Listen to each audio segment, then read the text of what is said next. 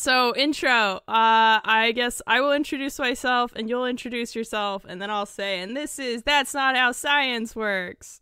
Sounds good. All right, so I'm Nicole. And I'm Caitlin. And this is That's Not How Science Works. I'm sorry, I didn't know you were so good at this. You can just mute my audio in that part, right? Yeah, I can just cut things. It's fine. We can do it again if you want. Yeah, okay, let's try this again. All right, I'm Nicole. And I'm Caitlin. And this is That's Not How Science Works.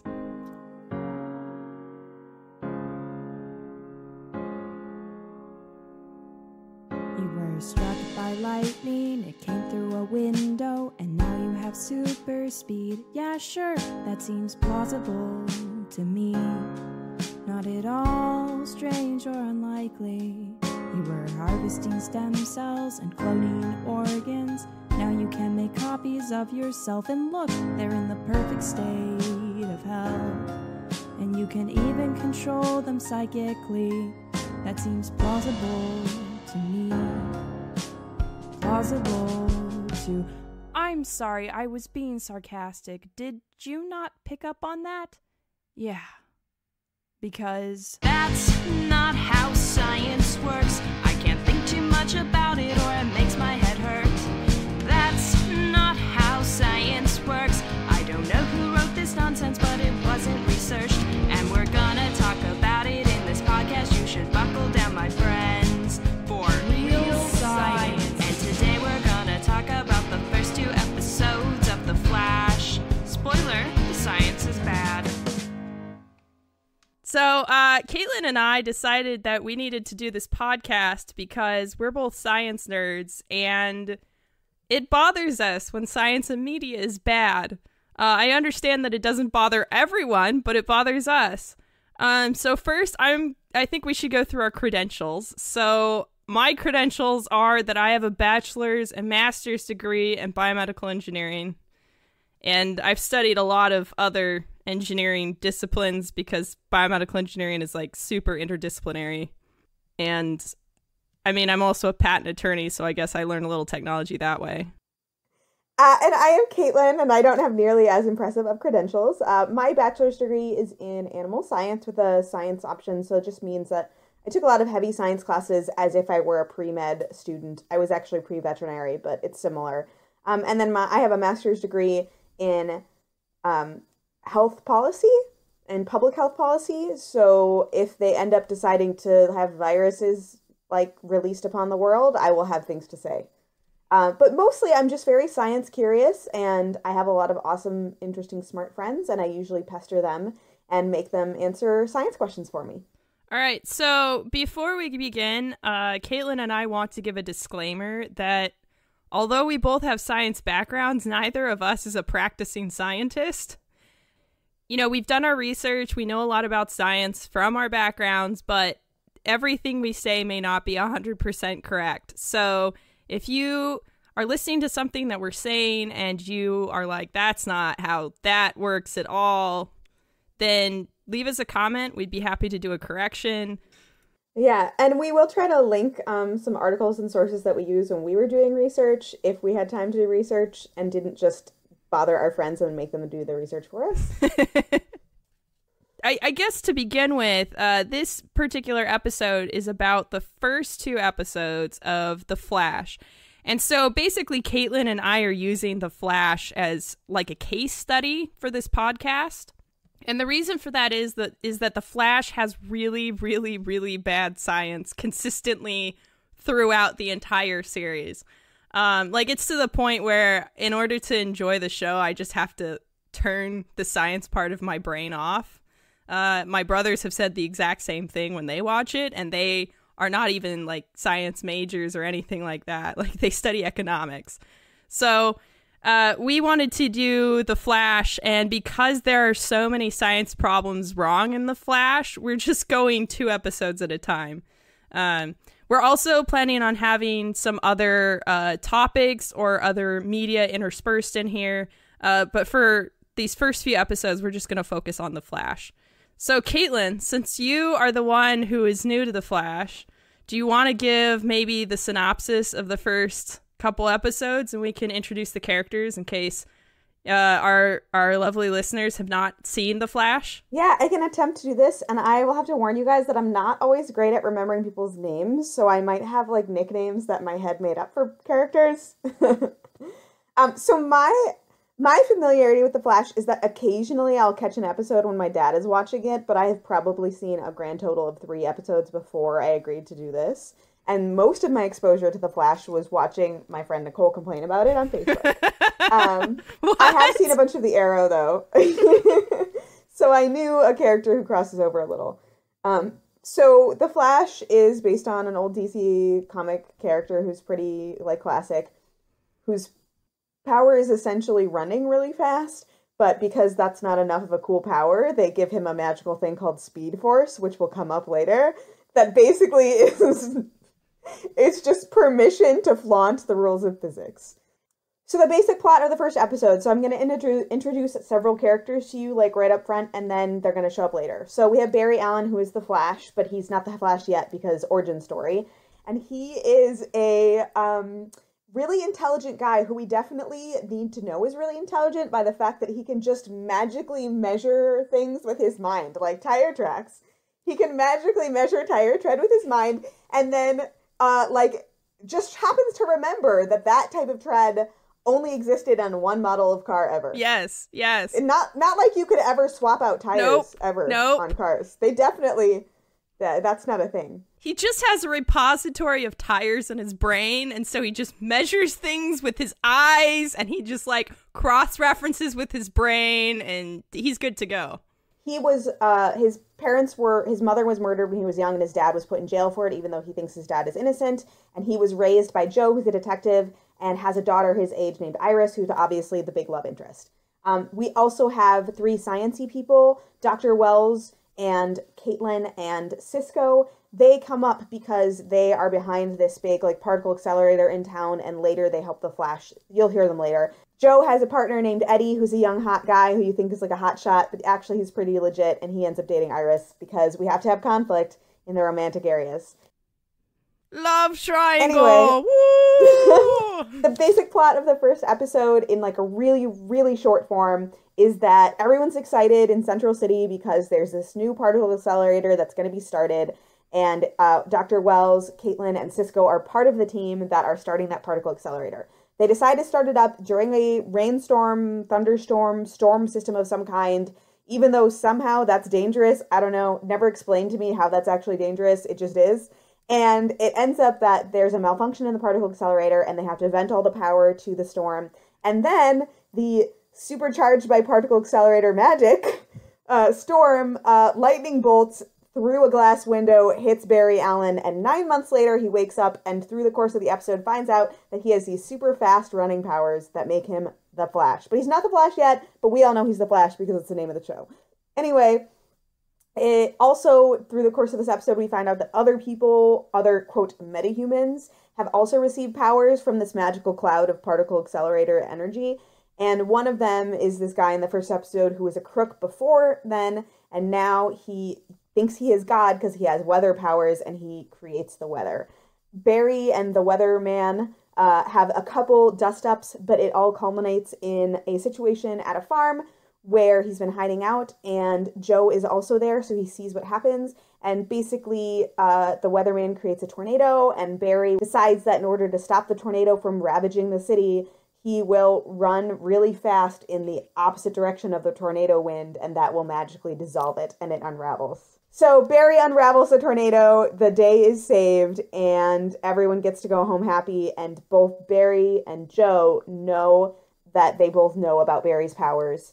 And Barry, this whole time, has been working with that trio of scientists who sort of, like, rescued him from his coma for 9 months, and that is Dr. Wells, Caitlin, and Cisco, and we get a little teaser at the end of the episode that suggests that maybe Dr. Wells is not as nice as he seems. Also, he's in a wheelchair, but in the teaser he's not, so it's like, oh, are you just faking? Yeah, he gets out of his wheelchair and he walks to a secret room where there's a newspaper that shows the future. All right, so Let's start with the bad science in the first episode. I have a lot of points in my notes. Me too. All right, you can start first, so there's Caitlin. Two things I want to mention here that I want to come back to in a future episode, because there's just so much in this episode, and these come up again later. So one of them is just like particle accelerators and whether or not they actually are like and do like and are anything that the people who created the show actually understand, or if they just sounded like a big scary science thing that they could use fancy words around. So we're going to circle back around to that in the future.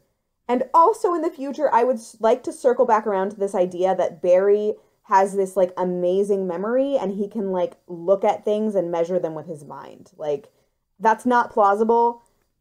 And I don't like it. I really, really dislike it. But I'm going to talk about that in a future episode. Yeah, and to be fair, that really only comes out in these first few episodes. I honestly forgot that Barry could do that. So I don't think we mentioned this, but Barry works as a forensic scientist, and they don't really talk that much about his job as a forensic scientist besides, like, Barry as the Flash is investigating a criminal, and then Barry as, you know, his normal self as a forensic scientist will run some stuff about it. Right. It's mostly an excuse for him to be in on, like, inside police knowledge. Right. But it's actually plausible based on, like, his character that he would have this kind of nepotism-led science-y police job because he is Joe's ward. But if you are comfortable, I would love to start at the lightning strike. Yeah, let's do it. So I did some research because I was watching this and I was like, this is ridiculous. This is ridiculous for multiple reasons. One, we're not in like an empty field with a tree that he's standing under. We're in a giant city full of skyscrapers. Like, your lightning strike is not going to just pick this particular building to strike. And when we see the scene, and we see it again in later episodes replayed, and there's some implication that maybe in the future we're going to find out this lightning strike was not as, like, chance-based as we think it is. But basically in this first episode, we are to believe it's from chance that this lightning strike broke a glass window to strike Barry in a lab full of metal. And that none of the skyscrapers around were better conduits, that there were no lightning rods at any point in time, that it chose to break glass, which is a terrible conductor. But okay, say that I believe that lightning would choose, for whatever reason, to strike through a glass window, break it, and hit this person instead of hitting all the metal. I did a bunch of research on lightning strikes. One of the first things that kind of frustrated me is, like, Barry wakes up from this 9-month coma, and everyone's like, oh my gosh, we thought you were dead forever because you were hit by lightning. And I was like, don't most people who get hit by lightning survive? And, like, yes. About 10% of people who get hit by lightning die, and the other 90% are survivors. And I can put stats on that in our, like, show notes. I'll send them to you. I got some sweet websites about lightning strikes, let me tell you guys. What I think is more unrealistic is that he survived after a 9-month coma with, like, almost no visible signs of anything negative. But Caitlin, he has really fast regenerative powers. Yeah. So one of the other things that was interesting when I was researching lightning strike victims is that I was, like, reading up on the different symptoms. So the symptom that Barry has is that he's in a coma for 9 months. And then his other symptom is that he has these magical flash powers that make him super fast and heals really fast and, like, whatever. But otherwise, he seems to have zero effects from the lightning. So this is really weird because, like, the most common effects of lightning strikes are, like, neurological conditions. It's basically like getting a really bad concussion or, like, traumatic brain injury. And people will not always have physical outward signs, although they can.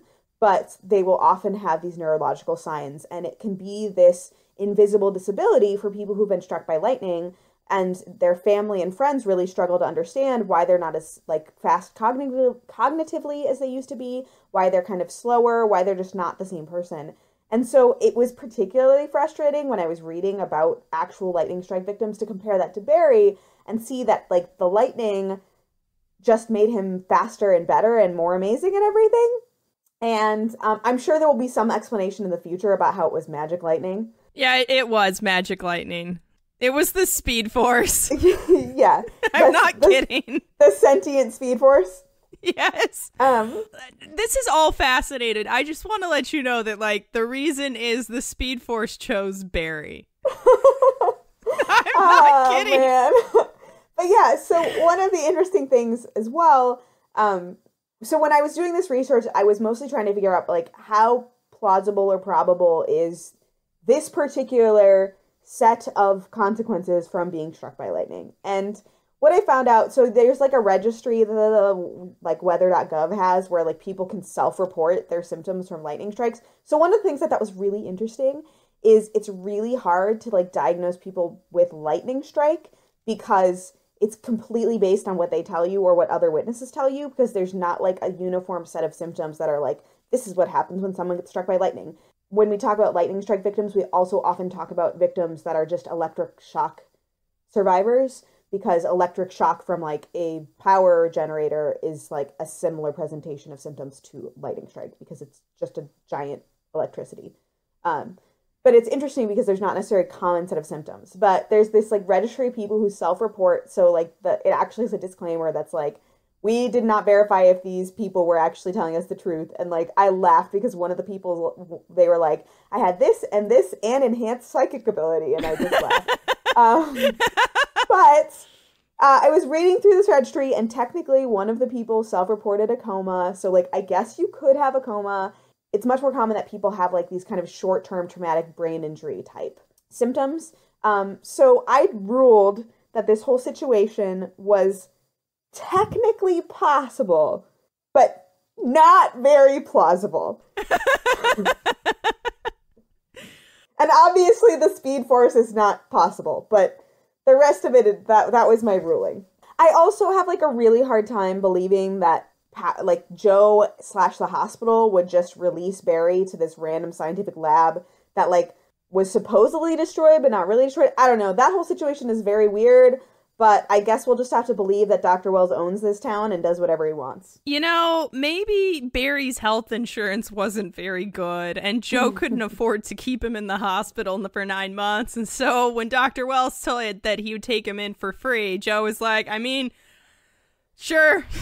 9 months in a coma is a pretty big hospital bill, so maybe. That's what I'm going with. That's really good. I didn't even think about that because I just like, Speed Force magic.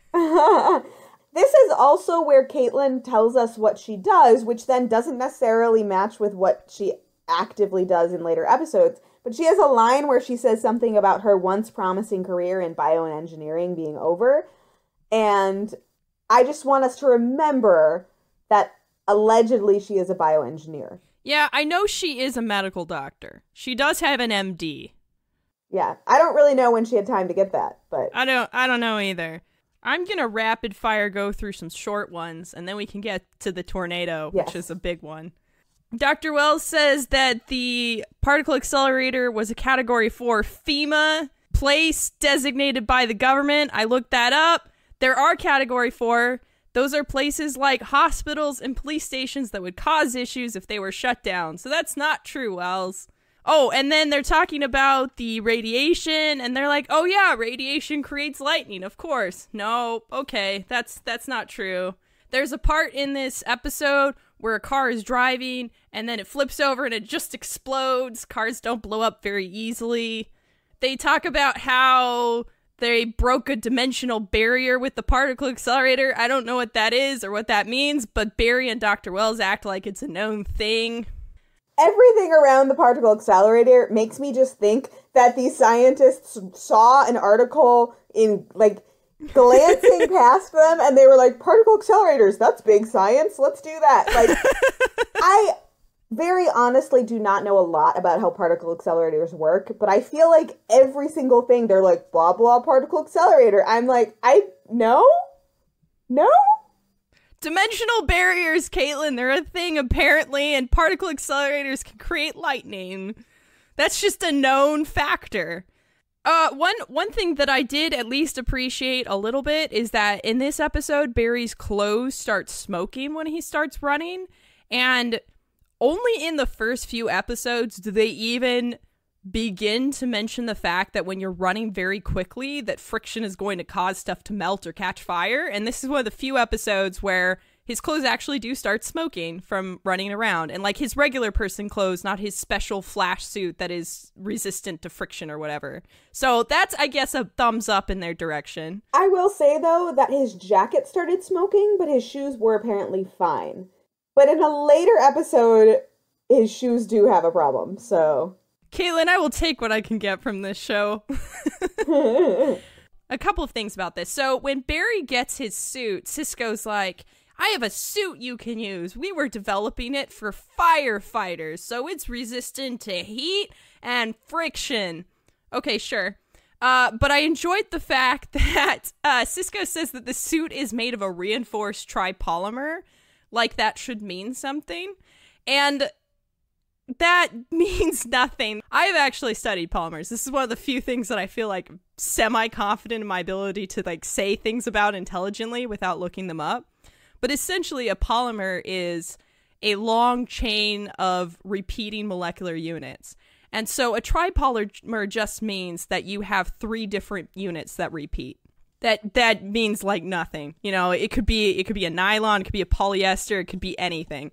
It's not a very specific term. So I found that entertaining because it's like, while that could be true, Cisco, you say it like that helps me understand what this material is, and that is about as helpful as saying it's nylon.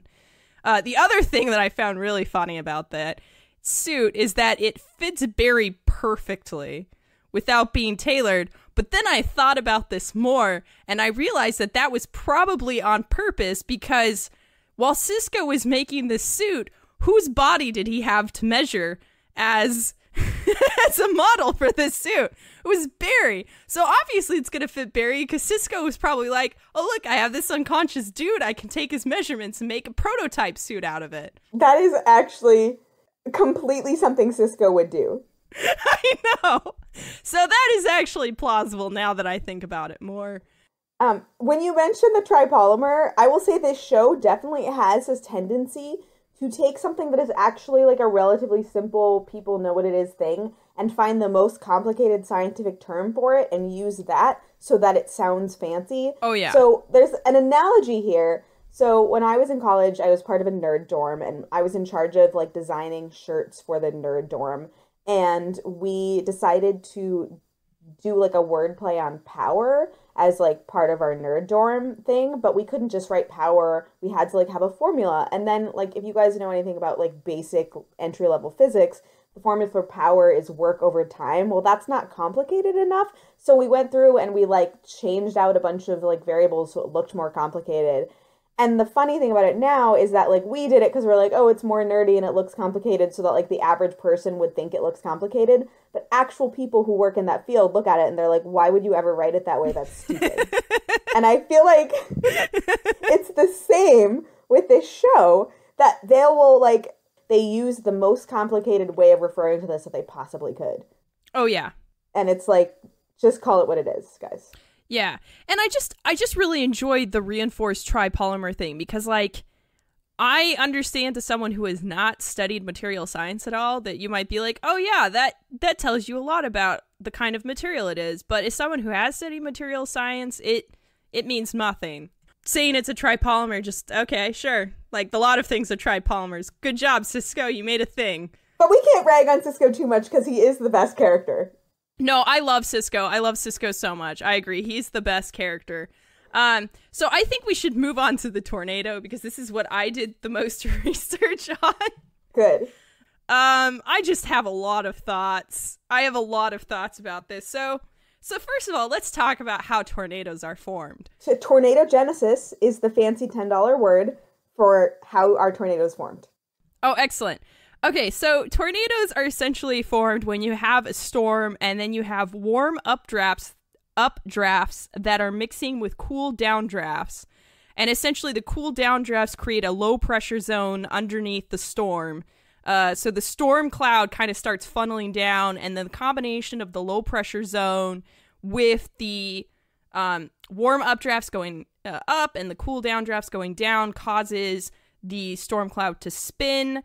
Eventually, the storm cloud will essentially run out of steam because it will expand to the point that it's no longer getting those warm updrafts and it will just kind of dissipate. I tried to see if anyone had answered on an online forum whether Barry running around the storm cloud in the opposite direction would stop it. I found one, and guess what the answer was? Of course, because Speed Force. Oh, yeah. Well, and I also found a forum talking about how the reason this whole thing happens is because in the comics, there is actually a scene where there's a tornado coming, and to stop it, Barry does something even dumber. He creates his own competing tornado and is like, they will cancel each other out, and then they hit each other and explode. Which... I mean, that's even worse. It's funny, but it's even worse. One of the weird things, I'm sure in the moment it was like plausible. Maybe it was because this guy should not think that he is a god of the weather, and like maybe because he could control the tornado. But like in retrospect, I'm not sure why we were so concerned about the tornado, because although tornadoes do immense damage, their damage is incredibly focused. Right. Like several years ago, there was a tornado half a mile from the house that I like grew up in. And there was almost no damage at all to, like, not even just no tornado damage, but there wasn't even, like, high wind damage to the house I grew up in. Like, tornadoes are just incredibly focused in the damage that they do. Right. So, because I couldn't find an answer that was better than Speed Force, I thought about this a lot. And so, I think that there are possibly two things that could have happened, and neither of them has to do with the fact that Barry was running in the opposite direction of the tornado winds. I think one thing that could happen is that he creates a low pressure zone around the tornado, which would actually make the tornado worse, or he would end up cutting off some of that warm air that feeds the tornado, which would actually cut the tornado off. And I'm not 100% sure which of those would happen, but I thought about this more, and I was approaching this from, this is like a tornado found in nature. But obviously this is not a tornado found in nature. This is a tornado caused by a metahuman. And the metahuman, usually tornadoes are formed, from the top down because they start with a storm cloud and work their way down. But I watched this scene a few times, and that is not how this tornado forms. It forms from the ground up because the guy gathers wind to himself and it starts spinning and then forms a tornado upward. So obviously the normal laws of tornado physics don't apply in this situation. And it appears that the reason this metahuman is able to control the weather is because he can control both the condensation in the air as well as low pressure zones around him.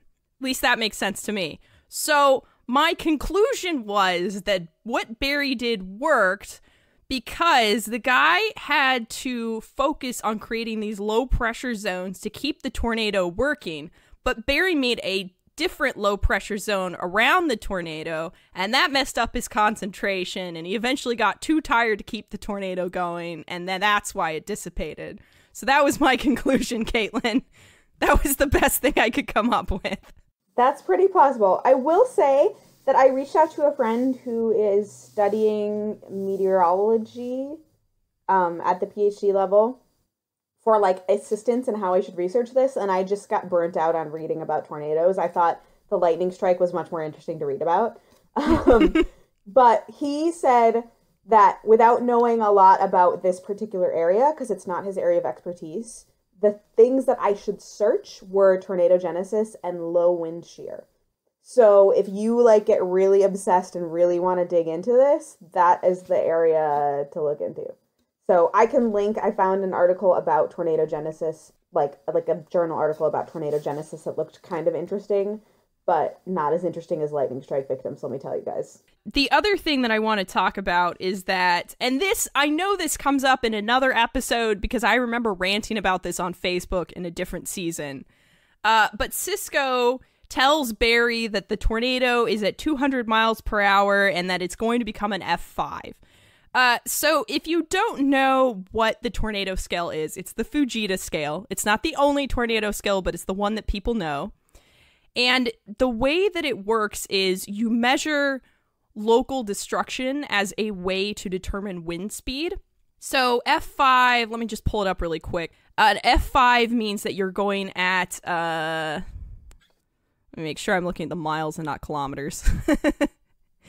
You are going at 261 to 318 miles per hour. The problem with this is that the destruction that is happening around the tornado is not commensurate with the wind speeds that Cisco claims are coming on. So if the tornado is at about 200 miles per hour, that means it would be like an F3, F4. I will just quickly read what those mean. So F3 means severe damage, roofs and some walls torn off, well-constructed houses, trains overturned, most trees and forests uprooted, heavy cars lifted off the ground and thrown. And F4 is devastating damage, well-constructed houses leveled, structures with weak foundations blown away some distance, cars thrown, and large missiles generated. Now, the other reason I watched this episode, or at least this scene in the episode multiple times, is because I was trying to figure out the level of destruction that was happening. The most that happens is that the side and part of the roof of the barn that they are in when the guy starts making the tornado are blown away.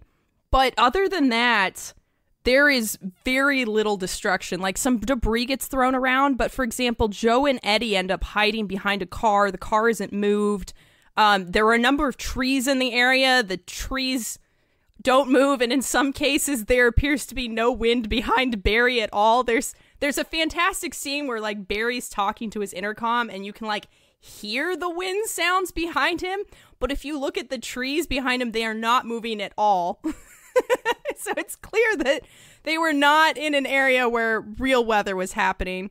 There's another scene where they show the tornado, and there's some, like, little saplings kind of, like, waving in the air next to it. But if this was actually going at 200 miles per hour, trees that close to it would just be completely uprooted. So my guess is that this was probably an F2 at best, and that's a far less concern than an F5. And as Caitlin mentioned earlier, tornado destruction is very localized. They were very far away from the city at the time. Now, granted, the guy did have magical powers, so, you know, he could probably keep the tornado going longer than tornadoes usually go. Maybe cause some more destruction, but it just seems like the whole threat was overblown, man. Like, the person in the most danger was Joe, and then there was Eddie. And that was really why we cared, because Joe and Eddie were at the scene, and we didn't want them to get squished by some tornado debris. Exactly. And we didn't want this guy to think that he was a god of weather. There's an amazing line where he's like, "I'm a god," and Joe goes, "Why would God have to rob banks?" And the guy goes, "You're right, I've been thinking too small." And that's when he creates the tornado. So the other thing that this has nothing to do with science, but before we move on to talking about the next episode, I just want to say that if you decide after listening to this you want to watch The Flash for the first time, let me tell you about a hilarious inside joke that you should think about while you're watching it. So Barry, in this episode, I know in the next episode, starts to be known as the Red Streak. My brother claims this started because I saw something on Reddit, which sounds plausible, but the name the Red Streak just sounds really wrong. And so my brother and I had this, like, alternate version of events going on where, like, Barry wasn't actually a superhero. He was just a streaker who ran around town really fast and distracted criminals with his nudity. If you approach it with this mindset, it causes a lot of the conversations to be just extra hilarious.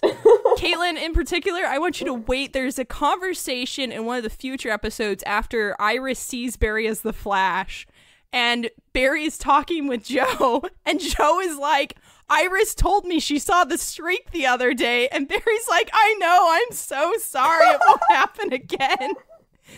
And it's pretty amazing. When my brother and I were watching that episode, we were just, like, dying with laughter in the living room, and my mom was in the kitchen like, "Why is that funny?" We're just, "You don't want to know." She eventually figured it out. But so just, you know, just something to keep in mind, because that makes the episodes even better. But I think we should move on to episode 2 now. Barry is continuing to explore his fastness powers. Joe all the while is worried about Barry because he's essentially his foster dad. But the main plot is that there is a guy who used to work for like a bioengineering company, and he's disgruntled, and you find out that he blames the president of the company for his wife's death because he was researching organ cloning, and his wife needed an organ and she didn't get one from the registry, so she died. And he blames this guy because he's like, you stole my research and I could have saved my wife with that research. So he wants to kill the guy.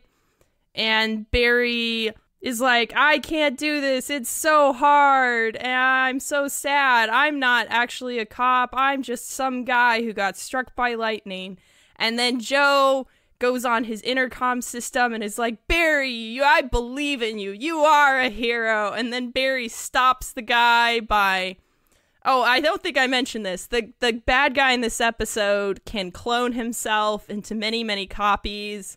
Barry stops him by finding the prime guy, the guy who's controlling all the clones, and he takes him out, and then the guy commits suicide. At the very end of the episode, you get another little teaser where Wells is talking to the president of the company, and the president of the company is like, wow, that guy who runs really fast, if we could only harness his power, that would be great. And Wells is like, I can't let you do that, and he stabs him. And that's the end of the episode. That was a really great summary. Yeah, I don't even remember the B plot either. It had something to do with Iris wanting to be a journalist, blah-de-blah, not wanting to be a journalist. I don't know. The B plots are largely relationship-based, so unless they involve terrible science, we'll probably ignore them.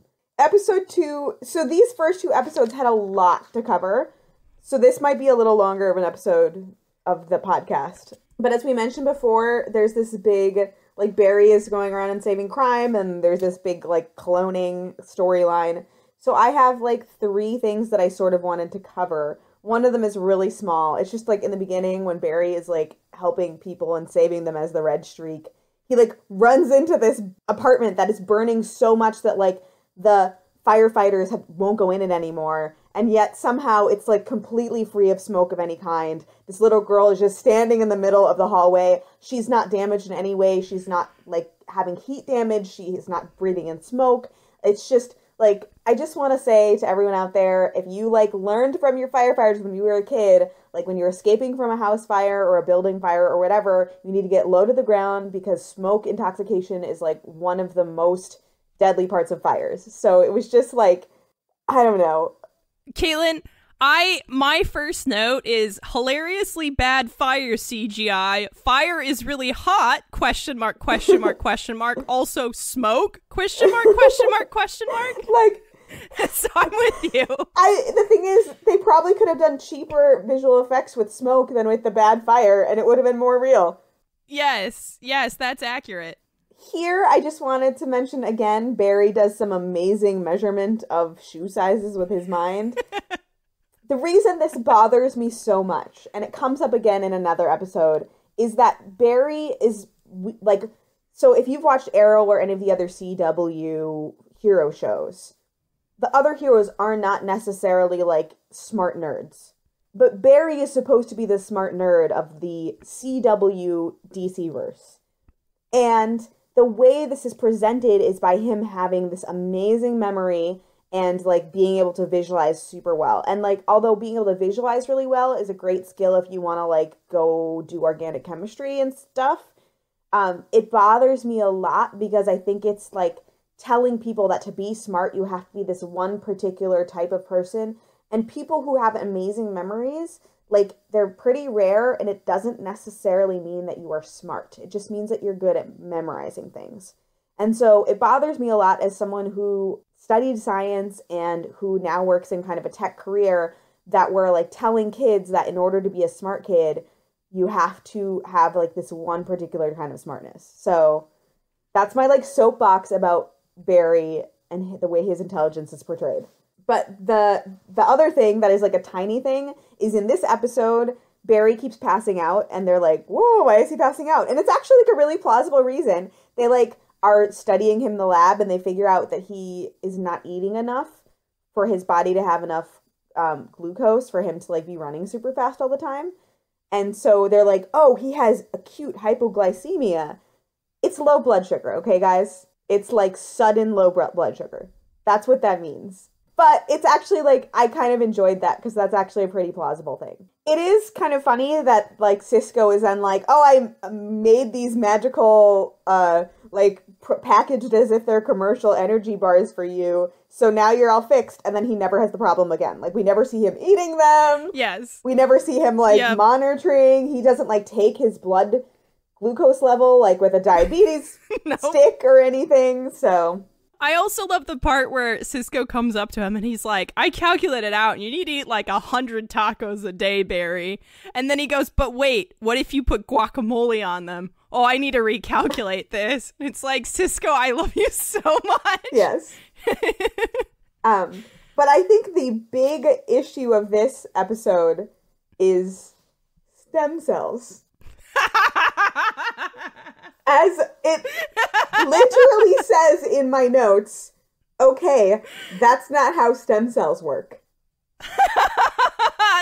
That's gonna be the name of this episode. That's not how stem cells work.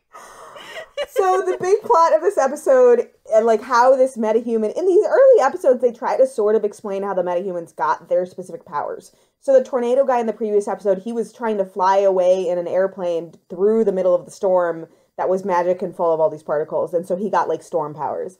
And this guy was a researcher who was doing research on stem cells and using stem cells to replicate organs for transplant. So I did a little research because I was like, my notes say clearly they're in an alternate scientific reality since they are cloning organs. But I actually did some research and this is more plausible than I thought it was. Now we're many, many steps away from it because there's two main problems with cloning organs via stem cells right now. One of them is that it takes a buttload of stem cells to do it. And right now how we get stem cells is we take adult cells and we make them pluripotent. So we like regress them back into their stem cell stage. And then we take those and like use them for stuff. Well, there's actually a few ways that you can get stem cells. If you are not if you are listening and you don't know what a stem cell is, basically a stem cell is a cell that has the ability to become any cell in the body.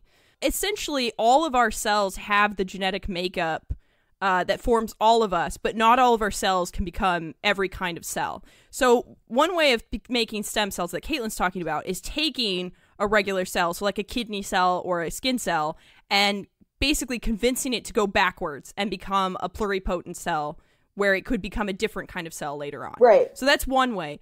Which pluripotent is a fancy way of saying it can be many things, basically. Right. So another way of getting stem cells is I believe we have stem cells in our bone marrow as well. So you can give people drugs that will basically convince their stem cells to go into their blood, and then you can take a blood sample and take stem cells from that as well. Now, of course, the reason why stem cell research was so controversial to begin with is because the original way we got stem cells was by using human embryos.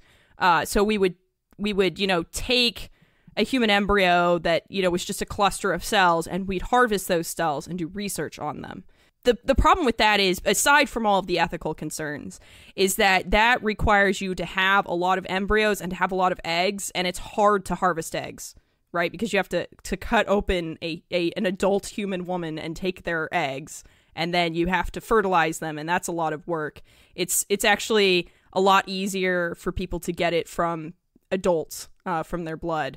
The other benefit of getting it from adults is that, specifically in terms of organ transplantation, one of the reasons we're like, let's grow organs is because there's a shortage of organs that people need, yes. But the other reason is right now, the way that we understand your immune system, which might be changing and it would be really cool. But the way we understand it now, once you have an organ transplant, you have to suppress your immune system forever, basically, because we're worried that your body will reject that organ. And so if you could grow an organ with your own cells, then your body wouldn't reject it because it would recognize it. And this is all based on current knowledge of immune systems, which might not actually be the case. And there's a ton of really interesting research in immune systems, but that's not in the scope of this discussion.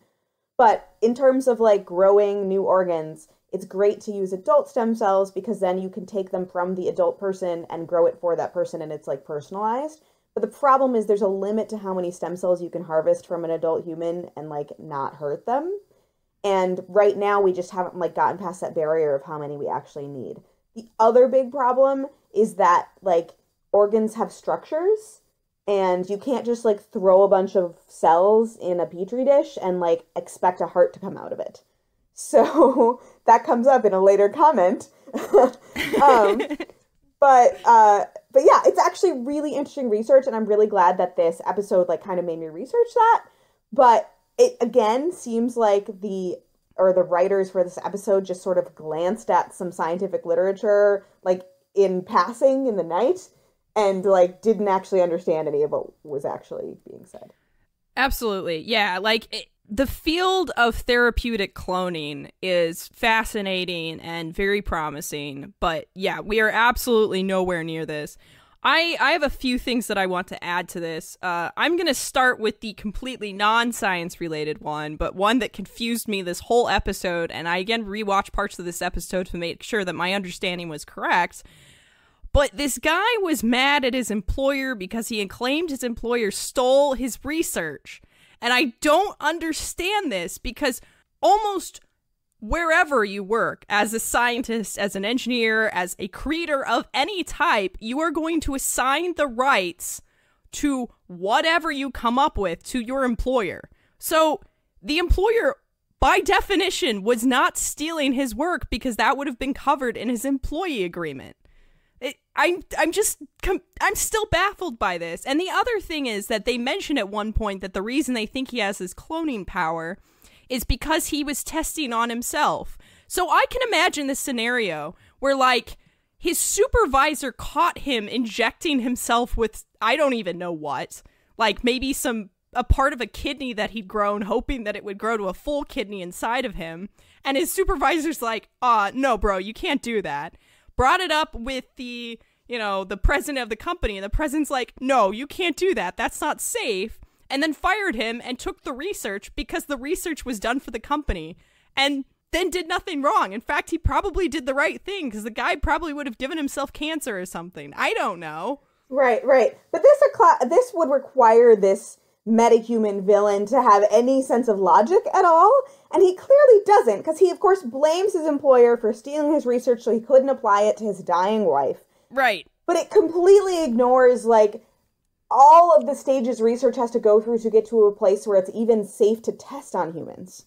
Like, much less does it actually work on humans. But it's very like, oh, you blame him for letting your wife die, but you are going to take things that had never been tested for safety in even an animal model, much less humans, and apply it to her in her last 6 months of life. Like, that's no. I know. No. I was so confused. And then the other thing is the show clearly takes the position that the president of the company seems like a nice guy who's into a lot of philanthropy, but is really a bad dude. And so you're supposed to be like, oh man, Wells killed him at the end, but at least he was a bad dude. But I come into this being like, I feel like he was probably a fine dude, and that people were just being really mean to him for no reason.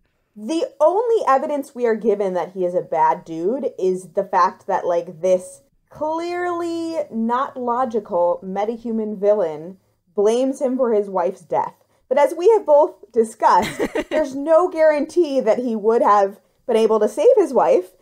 In fact, he could have made it worse, and nothing the dude did was illegal or even really immoral. No, the only thing that I'm a little iffy on is the fact that, like, he did talk to Wells about how he could use the Flash's power at the end of the episode, but even then, we aren't given enough context of that. Like, he might have just been like, I just want to, like, talk to the guy and, like, maybe take a biological sample, because who knows what we could accomplish with this regenerative powers that this guy has. Like, yeah. The show clearly wants you to believe that he's a bad dude, but I don't think we are given enough evidence to really believe he's a bad dude. But that's another story. I won't go into my, like, moral and ethics soapbox. And maybe it's trying to not, like, completely tip their hand about Wells being evil yet. But since I have seen, like, 3 episodes from way further on, I already know that Wells is, like, evil, but not... I don't know. He's a very confusing character for someone who's only seen, like, 7 episodes of the show. It's fine. We'll get back to Wells later. He's in there plenty. So we just have a lot of feelings about medical testing that is not like put through its normal rigor that the FDA has, and also about employment law and reasonable employees. All right, I'm going to circle back to actual science, though, because I have some stuff in my notes. So organ cloning, we talked about this. My question was, as we talked about before, the ways you can get stem cells are you can either basically take a human egg, you switch out the nucleus with the nucleus of the person that you want to clone the organs for, but you just convince them to multiply, you harvest them, and then you try to grow an organ. The other option is you take stem cells from someone's blood, or you take their normal cells and then convince them to turn back into stem cells. So my question is, this guy is cloning himself, and Barry takes a skin sample from him and finds out that they are stem cells, which just know, because by definition, if you took a skin cell sample, it can't be stem cells, Barry. They've differentiated. But, yes. Okay, sure, let's just ignore that. Well, okay, here's my magical Speed Force explanation. They were skin cells when he took the sample, but this guy's magical metahuman power is that his cells just rapidly regress to stem cell That could form. be. That could be. So I was just confused because I was like, where did this guy get eggs to make stem cells, or did he undifferentiate a bunch of cells and then redifferentiate them into a person? I guess it's the second one. The other thing is that Barry mentions when he looks at the cells that stem cells are only found in babies. That's not true, like we've already discussed. Right. Caitlin then also grows a man from some of his stem cells by apparently I have thoughts. Just sticking the cells in some protein juice, and then they just turn into a dude. And so the two main problems I have with this, beyond things we've already discussed, is, again, circling back to the fact that, like, your body has a structure, and, like, you can't just be like, stem cells, be human, without, like, programming that structure. And secondly, the fact that she grows this human in how many hours? Like 6 tops? Like, okay, so some of the really interesting, like, organ replacement research I was doing, they were like, oh yeah, in 2 weeks, we grew, like, a tiny amount of heart cells that are not even an entire heart. In 2 weeks. But Caitlin grew a whole human in, like, 6 hours. By just, like, sticking it in some protein juice, Caitlin. She just, like, put it in, and then it turned into a man. A fully clothed man! Yes! Okay, so one of the things is, when I started to watch these episodes, I would, like, text my thoughts at Nicole as I was watching them, and she was like, oh yeah, he's fully clothed, he just, also replicates the clothing, which is hilarious, and I decided that he's clearly in the wrong business, because what he really needs to be doing is acquiring, like, expensive couture clothing and replicating it and selling it on the black market. Oh yeah. That's all I'm saying. Oh yeah. Oh yeah. No, I'm totally with you. I also talking about your, like, why is he fully grown? I also had, why is he fully grown? Wouldn't he be a baby? Where did he get the necessary nutrients? Yes. The other thing that really bothered me, too, is that they had this whole thing where the guy could, like, mentally control his clones, which doesn't make sense at all, but okay, hand-wavy magic, whatever. Even the clone that Caitlin grew could be mentally controlled by him. Right. So it wasn't just, like, his having made them. And then the energy thing. Because one of the big plots of this episode was that Barry had to eat more food so he didn't have instantaneous low blood sugar. But this guy is growing whole nother humans. As Nicole pointed out, it's possible that whenever he's off screen, he's just scarfing that, like, gel that long distance endurance runners eat. But there is a scene where he literally creates, like, 100 copies of himself, and Barry still has to make him tired by, like, running around. Yeah. Yeah, and honestly, the other thing that really bothers me is when he creates copies of himself, it would make more sense if he, like, took a skin sample or, like, spit on the ground and then it just grew a man, all right? It still wouldn't make a lot of sense, but it would make more sense. But the way he does it is, like, he splits into 2, and I know what they're trying to do here. They're trying to make it look like mitosis, and mitosis on a human scale level is not a thing. Okay? It's on a single cell level, guys. Like, that's You're not going to convince me it's a thing just because a dude made himself another dude fully clothed. I mean, are they trying to make it look like a mitosis, or are they just trying to make it look cool? You know what? I have no idea. It was very confusing. Can I just go through my other small ones in this episode? Rapid fire to finish it up? Yes. All right. Whiplash to bystanders. This bothers me throughout the show, and I'll probably bring it up again, but Barry saves people all the time by just kind of yanking them out of things, and that's a great way to break someone's neck or arm.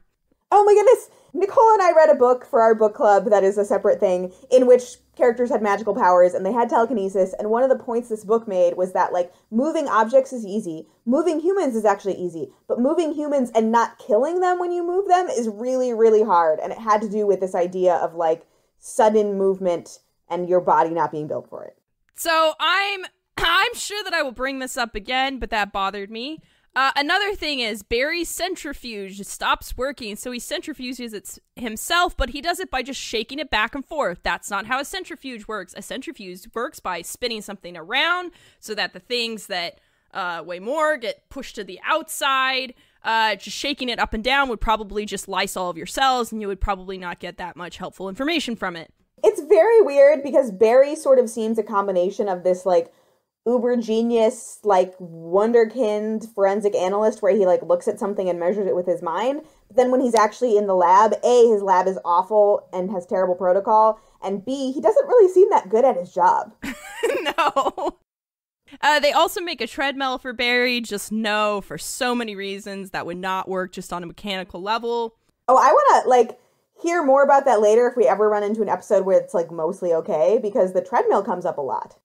It does come up a lot. Another thing that annoyed me is that Barry apparently put the skin cells in a machine and it told him it was stem cells. Why are you doing this? Why aren't you just looking in a microscope? That's what you would do.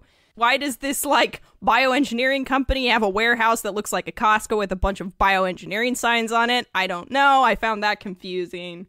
Even if you clone someone, they won't necessarily have the same personality / ability to speak in unison. And then I think just finally... This is something that really bothers me, but I have to not think about it too much. Barry's top speed is whatever the story needs it to be. So there are multiple times in this story where Barry's like, I can't shake this guy. He's too fast. I'm like, Barry, we already know you can run over 700 miles per hour. This was established in the first episode. How are you unable to outrun this dude with lots of clones of himself, but that runs at a normal speed? I don't know. You know what? I will table this discussion for the next episode that we're about to record. I think that's probably it. Do you have anything else you want to say? Can I say one non-science thing that bothered me? Yes, you can absolutely. So this will come up again. But this is the first episode where we really hear more about Barry's dad and being in prison. And I just do not understand how Barry's dad was convicted and, like, what his conviction was. And we get, like, a little bit more detail, and every little teeny more detail we get just makes it more confusing. Just based on the statistics around the type of crime that he was convicted of, it just is really hard to believe the sequence of events that appear to have occurred. Yeah. No, I agree. And we find out that he was convicted in less than an hour beyond a reasonable doubt. And the fact that, like, there were literally no witnesses except for Barry, and Barry's story was unreliable. Yes. So I think it, and he was also very young at the time. He was like 7 or something? Yes. 8? So, you know, you would think that maybe they would have put him on the stand and the jury would have just been like, yeah, his testimony is a wash. Yes, and because Joe is the detective, and he was the detective on the case, or he was at least somehow related to it, or he knew the detective on the case, like, it's not like it was a situation, like, actually happens in real life, where there's, like, a prosecutor and a detective who cut corners to get a conviction that is clearly not the right one. Like, Joe is an upstanding, clean detective, and yet somehow less than an hour of deliberation. And there was apparently never an appeal. I don't know. Yeah, I don't know. That's a good question. His dad's conviction will come up again, so maybe we should table more discussion for when that comes up. But I agree, it's not very plausible. I thought the same thing watching it this time around, too.